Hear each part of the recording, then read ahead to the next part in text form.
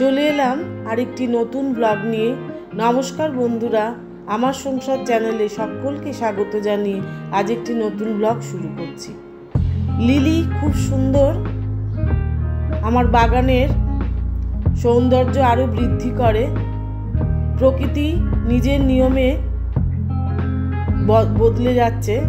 আমলকি গাছের পাতা দুদিন আগে একেবারেই ঝরে গেছিল, এখন কেমন সুন্দর যেই চৈত্রের চৈত্র মাস শেষের দিকে সমস্ত সম্পূর্ণ গাছে পাতা পুরো ভরে গেল।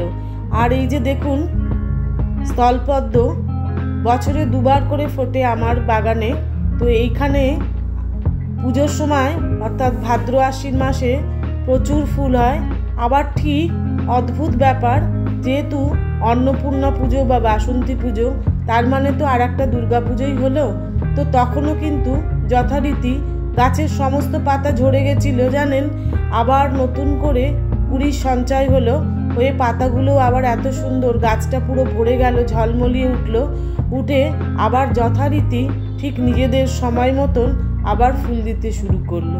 আর এই যে জারভাড়াগুলো তো শীতে হওয়ার কথা, কিন্তু শীত তো চলে গেছে, তবুও কিন্তু এখনো ফুল দিয়ে যাচ্ছে। কত সুন্দর এদের দেখুন। আমরাই শুধু কাজ করি, সারা দিন যায় নানান রকম ভাবে, এখন একরকম কাজ, তারপরে আর এক রকম কাজ। তেমনি এই সামান্য বলে যাদের মনে করি, এই গাছেরাও কিন্তু যেমন নিজেদের ঠিকভাবেই নিজেদের কাজ করে যাচ্ছে। কখনো কুড়ি ঝরে যায়, কখনো পাতা ঝরে যায়, আবার পাতা গজায়, আবার ফুল হয়। তো এই যে এক ঝুড়ি আজকে সাদা স্থলপদ্ম ফুটেছে। সাদা বলবো না, সাদা হয়েছে এখন সকালবেলা 7টা বাজে, কিন্তু যত আস্তে আস্তে বেলা বাড়বে ফুলগুলো আস্তে আস্তে গোলাপি হয়ে যাবে। আর লঙ্কা হয়েছে সাদা, কিন্তু সাদা লঙ্কাগুলোও আস্তে আস্তে লাল হয়ে যায় বেশ কয়েকদিন রাখার ফলে। ভীষণই গরম পড়েছে, যে কারণে গোপাল সোনাদের আজকে একেবারে জল ঢেলে ঢেলে স্নান করাবো। বৃহস্পতিবার হলেই মনে হয় আপনাদের সঙ্গে কিছুটা ব্লগ বা ভিডিও যাই বলুন শেয়ার করি। দেখাতে খুব ভালো লাগে, কারণ আমার নিজেরও খুব ভালো লাগে যে এত সুন্দর লাগে ওদের দেখতে। গামছা পরে আমার সোনারা স্নানের জন্য যখন রেডি হয়, তখন আমার চোখে ভীষণই ভালো লাগে। দেখুন আপনাদের কেমন লাগছে। যদি ভালো লাগে তাহলে কিন্তু অবশ্যই একটা সাবস্ক্রাইব করে দেবেন, আর লাইক, শেয়ার আর কমেন্ট করতে কিন্তু ভুলবেন না। দুইজন এই যে গোপাল সোনা, আমার গোপাল আর গোবিন্দ, যাদের আমি নামকরণ করেছি গোপাল আর তার সঙ্গে গোবিন্দ, এই যে ওরা কি সুন্দর আজকে স্নান করছে। জল ঢেলে ঢেলে আজকে ওদেরকে স্নান করাবো একেবারেই ঠান্ডা জলে। দেখুন আপনারা দেখতে থাকুন, খুব ভালো লাগবে, চোখ জুড়িয়ে যাবে আজকের ভিডিওটা দেখলে।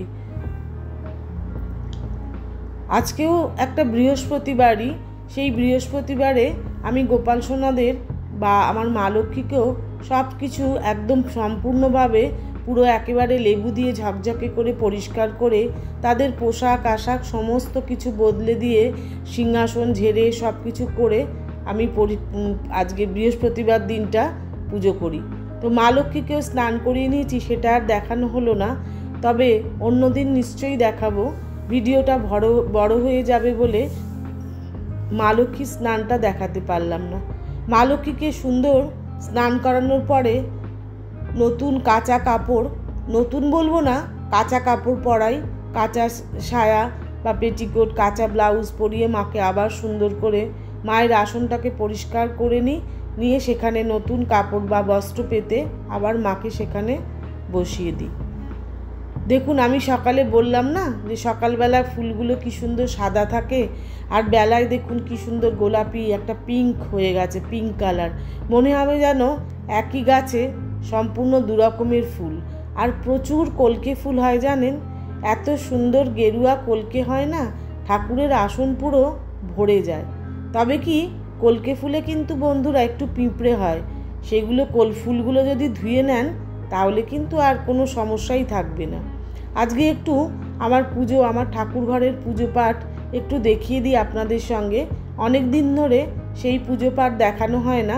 অনেকেই আমার অনেক বন্ধুরা আমার এই পরিবারে যারা যুক্ত আছেন তারা কিন্তু আমার এই ঠাকুর পুজো দেখতে খুবই ভালোবাসেন, তাই অনেকেই কমেন্ট করে লেখেন।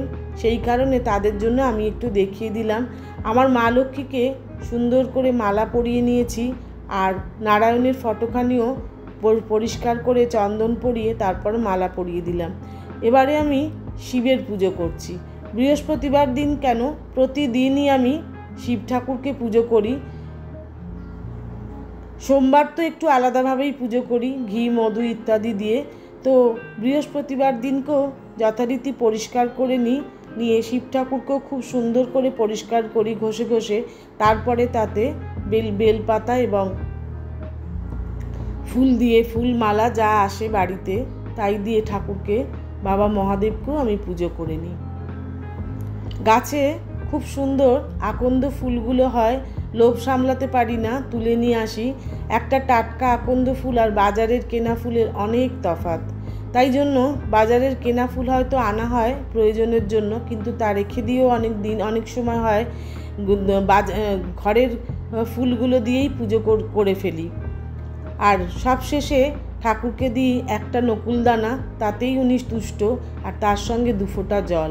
এই হচ্ছে শিব ঠাকুরের পুজো। আর আহার, তাকে আহার দেওয়া এবং পানীয় দেওয়া। মা লক্ষ্মীকে অর্ঘ্য প্রদান করে নিয়েছি আগেই, এবার আমি পুষ্পাঞ্জলি দিয়ে নিচ্ছি।